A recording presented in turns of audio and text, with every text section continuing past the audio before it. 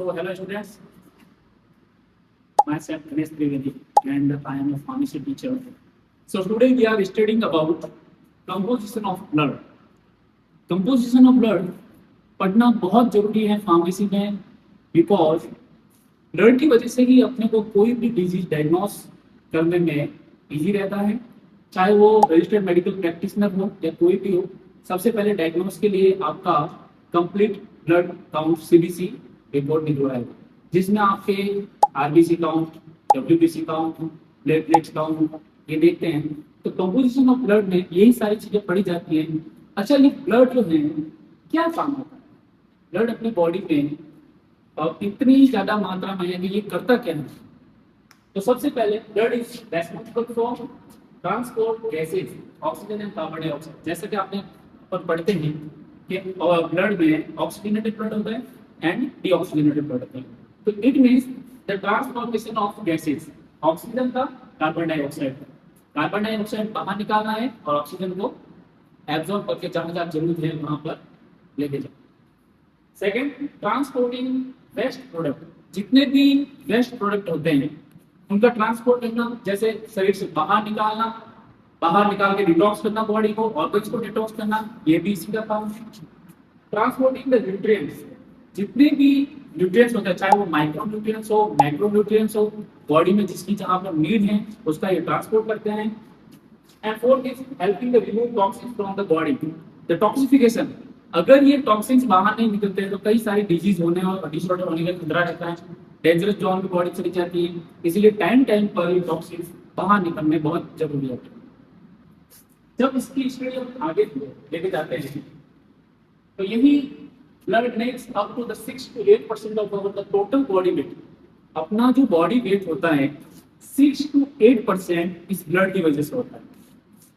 Normal adult जो blood volume है 105 litre, 5 litre एक एडल्ट में ब्लड हो सकता है।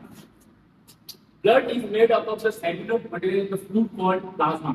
अच्छा, प्लाज्मा अपन जब बात करते हैं कि अपना शरीर वाटर कंटेंट से बना हुआ है, 70% वाटर है, ये है, तो 70% वाटर इज कॉल्ड प्लाज्मा। यही plasma RBC, WBC and platelets को कैरी करके अपने साथ में लेके जाते हैं और जहां जिसकी नीड होती है वहां पर वो चीजें क्रिएट करते हैं। आप देख पा रहे हैं blood is a circulating tissue consisting of 3 types of cells. इनमें 3 टाइप्स ऑफ सेल्स होते हैं। सबसे पहले आरबीसी, डब्ल्यूबीसी, जिसको अपन एरिथ्रोसाइट्स भी कहते हैं। Second, white blood cells, leucocytes, platelets, एक सब थ्रोम्बोसाइट्स। अच्छा, इनके अलग अलग मैकेनिज्म होते हैं, बॉडी में अलग अलग काम होता है, अलग अलग फंक्शंस होते हैं।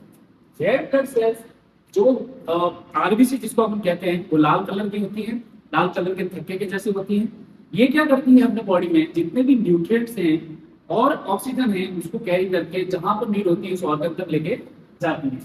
व्हाइट ब्लड सेल्स, ल्यूकोसाइट्स, ये अपनी बॉडी में इम्यून सिस्टम को मेकओवर करती है और डिजीज से लड़ने के, इन्फेक्शन से लड़ने में मदद करती है। और प्लेटलेट्स, ये थ्रोम्बोसाइट होते हैं। थ्रोम्बोसाइट्स का मतलब क्या होता है कि आपके जितने भी वाउंड्स होते हैं बॉडी में, कहीं पे कट या घाव लग गए हैं, उनको वाउंड्स को हीलिंग करना है, उसके ऊपर थ्रोम्बस बनाना है, क्लॉट बनाना है और उस ब्लड को रोकना है।